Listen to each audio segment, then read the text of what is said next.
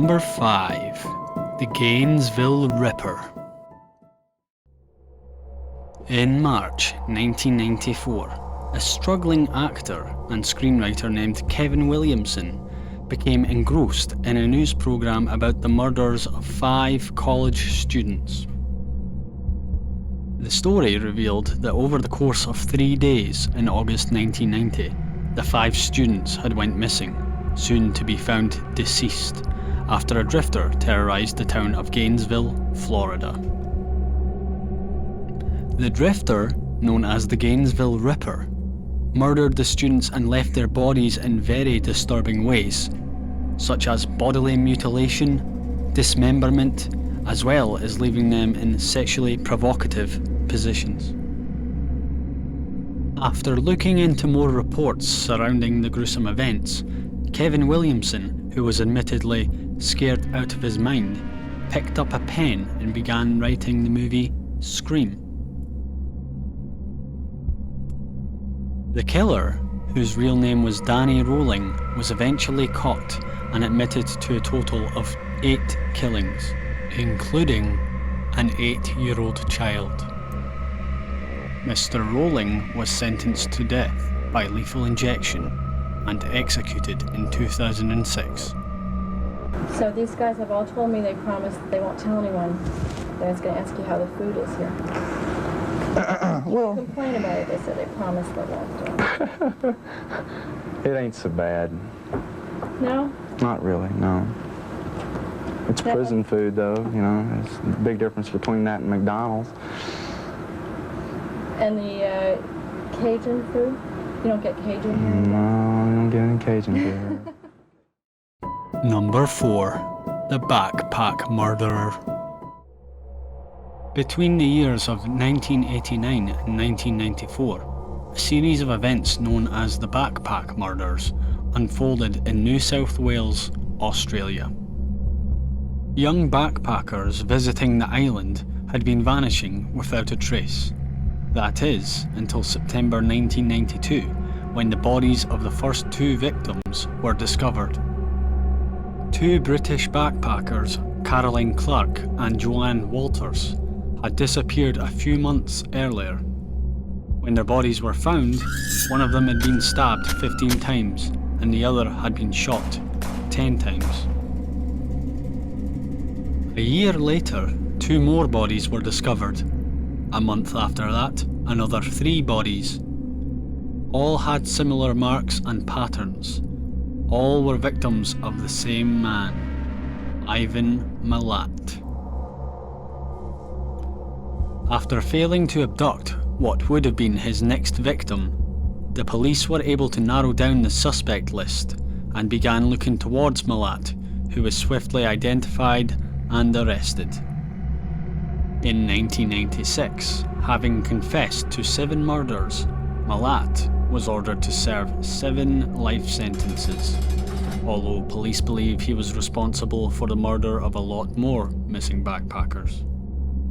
In 2005, a horror movie named Wolf Creek was released. The movie, inspired from these events, sees a small group of tourist backpackers that are abducted and hunted in the Australian outback by a serial killer.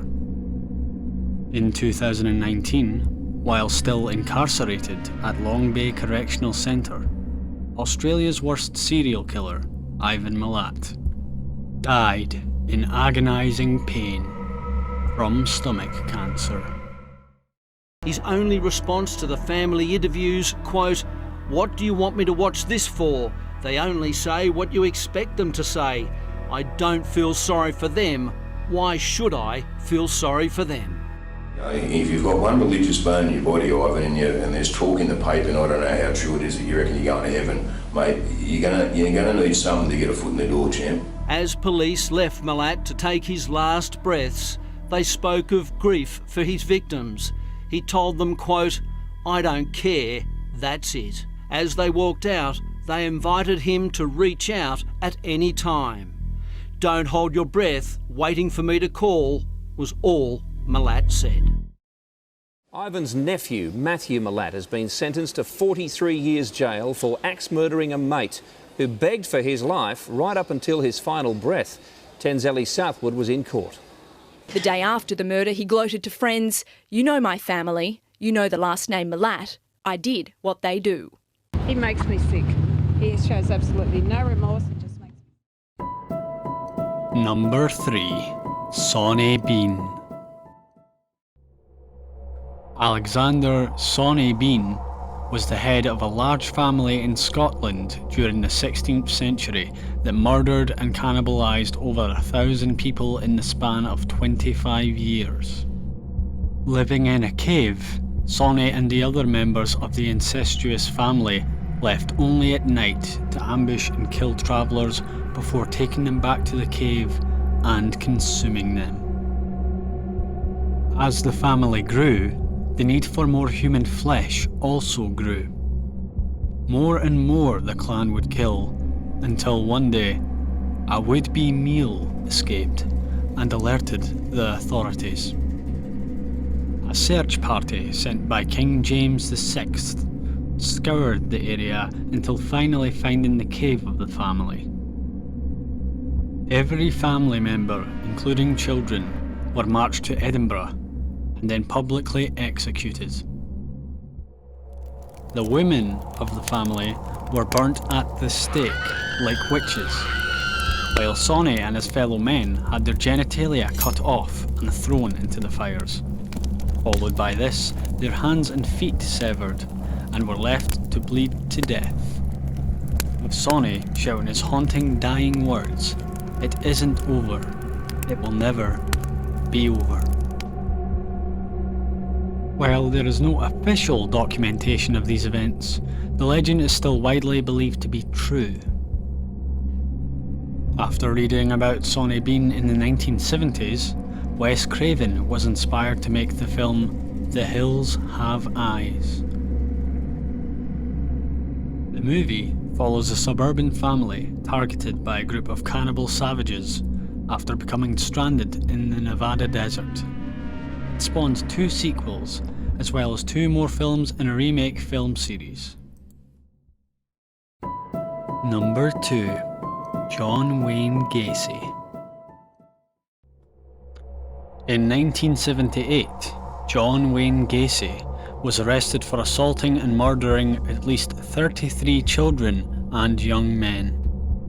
During these horrific crimes, Gacy performed as both Pogo and Patches the Clown, and would lure his victims into a false sense of security. He often pretended to show them magic tricks in an attempt to persuade them to be willingly restrained with handcuffs or rope, before sexually assaulting and murdering them. This earned him the nickname Killer Clown. Several years later, in 1986, Stephen King picked up a pen to write his novel known as It, widely believed to be inspired from the horrifying story of Gacy. The book has since been adapted twice. The antagonist of It is the avatar for a monstrous entity and uses this form to lure children before killing them. In 1994, John Wayne Gacy took his last breath when he was executed by lethal injection. The clowning was relaxation for me. I enjoyed entertaining kids. Like some people are, they unwind in different ways, either we're going out drinking or that. I could put on clown makeup and I was relaxed. And I enjoyed doing it. It was only twice a month that I did it. Yeah, this was not used then for a lure to draw kids to you as No. I have a lot of things that I've forgotten that I can't remember. For instance, I can go back to my childhood and stuff and I still remember that, but yet I can go into the 70s and there are a lot of things I can't remember. The same thing with the victims. I've looked at all of, I don't know if you notice here, we got pictures of every one of the victims here. And believe it or not, for the last 12 years, I've studied these photos of the victims. And there is no, we have a shot of all of the victims together here. And when you look over at the photos, I have no recollection of any of them. Never met them. Number 1. Ed Gein. Ed Gein had descended into madness after the death of his mother. Known as the Butcher of Plainfield, or the Plainfield Ghoul, Ed Gein and his House of Horrors made headlines for years after he was arrested in 1957. When officers attended Ed's residence, they found a butchered body of a woman hanging and carved like a deer. When the officers entered the kitchen, they found the woman's head in a sack, her organs in a bucket, with a human heart in a saucepan on the stove. After looking into other rooms, many disturbing items were discovered, including 4 noses, 9 masks made from human skin, several other decapitated heads, lampshades and bowls made of skin, lips being used as a pull on a window shade, a belt made from human nipples, as well as furniture coated in human skin. One shocking discovery was that Ed had dug up his deceased mother and decapitated her corpse. He then skinned her and wore her face as a mask and skin as a dress. This was thought to be Ed's twisted way of becoming her to keep her alive. Gein later admitted to only 2 murders, confessing that most of the items had come from late-night cemetery raids. The discovery of Ed Gein's crimes was so horrifying that he inspired some of the most iconic horrors of all time, including Psycho, The Silence of the Lambs, Put the fucking lotion in the basket!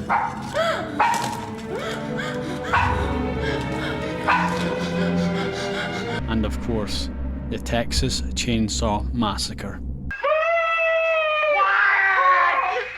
You act like a pack of hounds. We were just having fun. You think this is a party? Please.